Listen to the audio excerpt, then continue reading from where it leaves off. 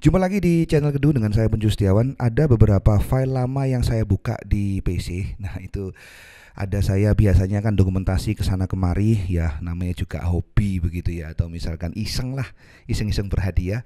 Kebetulan ada beberapa file yang saya mau ungkapkan kepada Anda satu persatu.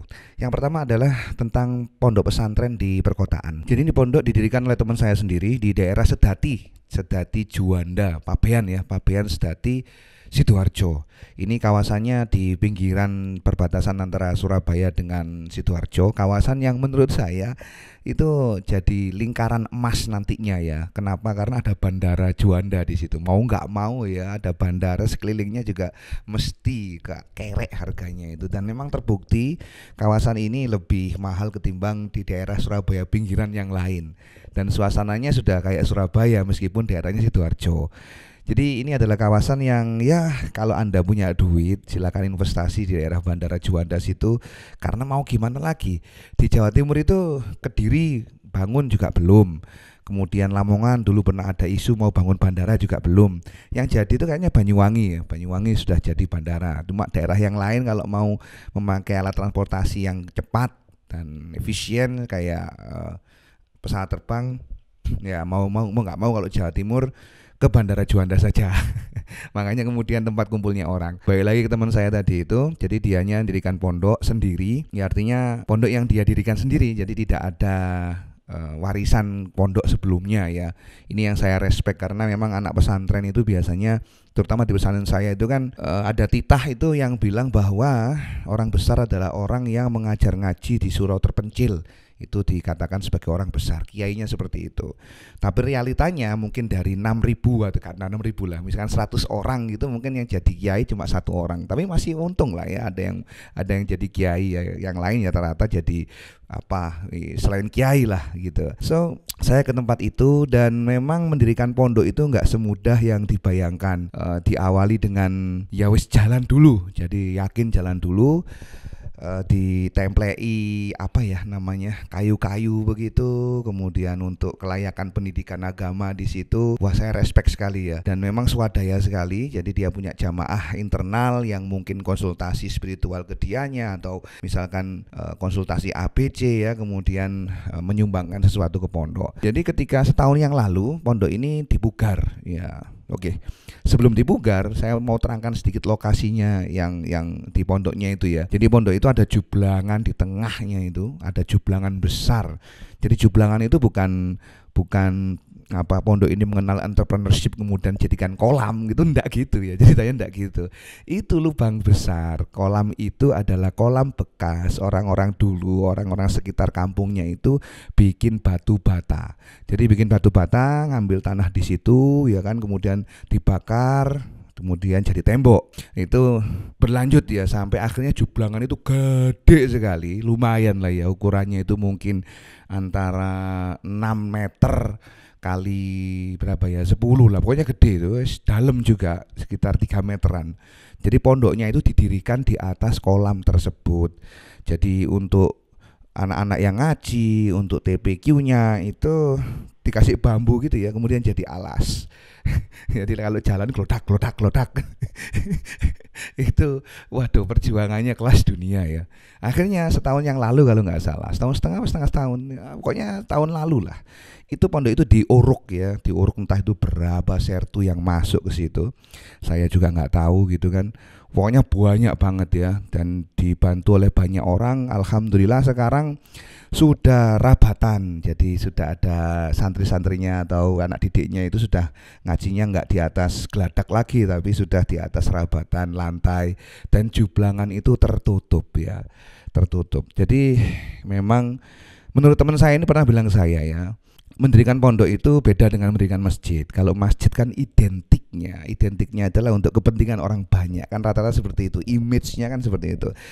Kalau pesantren itu image-nya, kalau menyumbang pesantren itu ya itu untuk kepentingan pribadinya, kiainya sendiri. Padahal itu juga menjadi tempat pendidikan bagi masyarakat sekitar ya, untuk ngukir spiritualitas di hati sanubari anak-anak didik itu ya lewat pesantren itu, lewat pengajian anak-anak kecil gitu ya. Jadi ada TPQ-nya juga buat anak-anak kecil, dan saya kagetnya teman saya ini nggak narif. Lho kamu gak njalui SPP ta bro? Gak jo, jale lu kelas dunia. Ya memang alhamdulillah ya, orang tua muridnya memang ada yang tidak buta, artinya ada yang ngasih misalkan amplopan setiap bulan, ada yang ngasih beras, dan memang perjuangan mendirikan pondok ini tidak semudah yang dibayangkan ya. Saya bilang ke dia juga, bro, itu mendirikan pondok di kota sama di desa itu kayaknya beda deh. Artinya itu semoga saja yang dirikan di desa ini juga pahalanya banyak ya, pastilah. Tapi di kota ini punya seni tersendiri ya. Karena di kota itu kalau mau beli tanah saja ukuran berapa meter gitu, misalkan ukuran sak kaplingan gitu, mungkin di desa bisa buat beli sawah yang ombo ya, bisa bikin sekolah di sono gede gitu ya, ombo halamannya. Tapi kalau di kota itu sulit sekali untuk bikin-bikin seperti itu, dan harganya juga lebih mahal. Padahal fungsi pesantren di perkotaan ini juga penting ya, untuk menjaga ya nilai-nilai spiritualitas supaya imbang gitu ya, nggak cuma kerja golek duit tok gitu kan, atau hura-hura mural dan sebagainya, tapi ya ono lah paling enggak bapaknya mural tapi anaknya maksudnya itu masih ngaji kan gitu. Diukir-ukir gitu ya, diukir-ukir. Jadi perlu imbang seperti itu. Itu sedikit sekilas tentang pesantren yang miliknya atau didirikan oleh teman saya. Silakan berkunjung, dan saya ucapkan juga pada donatur terima kasih yang sudah mau menyumbangkan tenaga, pikiran, uang Anda ke pesantren yang tadi saya sebut tadi itu ya. Semoga saja berlanjut terus-menerus dan kita dukung secara berkala. Nah, ini adalah video saat saya berkunjung ke teman saya, seorang guru yang juga nyambi jadi YouTuber. Saya perlihatkan videonya sekejap saja, semoga berkenan. Oh, saya berkunjung ini ya ke rumahnya si El Jabar Channel yang subscribernya sudah 1000 ponjol. Pira? 1700. 1700 berbanding punya saya yang 36 biji ya, bukan 36.000 biji. Gawe HP ya. Gawe HP terus gawe green screen ngene. Iki apa? Bekasnya keranda mayat ta? Green screen asli ya? Asli ngawur. Oh, asli. Kelas dunia. Iya, ganggu iki tripod ya. Gak usah. Aku gak ngevlog kok, iki tak gawe engko tak komentari. Oh, masuk kon, lengkap alatmu. Kon gak ngomong aku ndeng aku akeh ngene iki nganggur. Ya apa kon iki? Kon butuh apa ya? Apa keyboard aku ono. Keyboard kayak apa? Ya bener ada PC ta. Keyboard, mouse. Iki nganu mumpuni Sul. Oh iya ta? Yo. Endi PC-mu? Gratisan pisan ta? Iya. Karena lek gratis. Apa iki? Oh, Asus, Bro. Lah ya rezekine ae. Ngene iki oleh gratis sama. Biasa ya, seorang teladan lah ibaratnya ya. Tapi lek nggak kupluk ngono kaya iki, kaya ape ngerampok bank ya. Ya, subscribernya mantap. Subscribernya sudah 1000 ponjol ya. 1000 berapa tadi? 1700 kalau nggak salah. Awalnya Aulia ini juga teman ngopi, artinya teman pesantren saya juga. Ya, saya sering ya bercanda-bercanda begitu, apa ya, nongkrong di warkop gitu, kemudian cerita-cerita. Akhirnya dianya tertarik untuk, aku ono po ngonten pakai HP. Waktu itu saya ngonten pakai HP, memang favorit sih sekarang ngonten pakai HP ya. Mungkin kalau Anda kenal dengan aplikasi Open Camera, InShot, KineMaster dan kawan-kawan, itu masuk. Akhirnya saya ajarin sedikit demi sedikit. Yang saat ini ternyata dianya lebih ahli dari diri saya. Waduh, kelas dunia Aulia top ya. Channelnya ada di channel Al Jabar, dan sekarang memang benar-benar rutin dianya untuk upload tentang ngevlog, tentang apa pendidikan agama, juga tentang bahasa Arab. Nah, seputaran hal itu ya, karena dianya juga seorang guru. Nah, Aulia ini menurut saya itu punya bakat terpendam. Bakatnya itu adalah belantik, bro.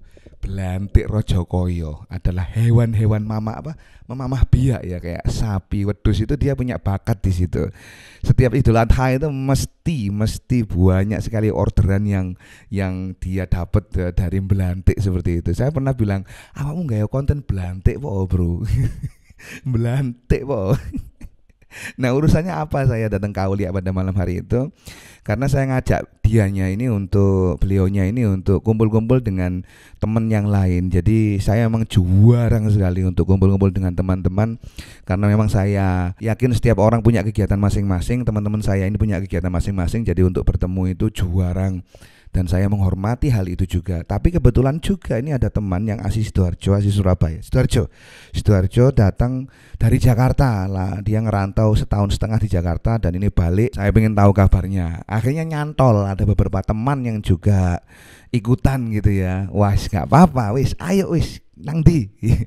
Akhirnya kita end up.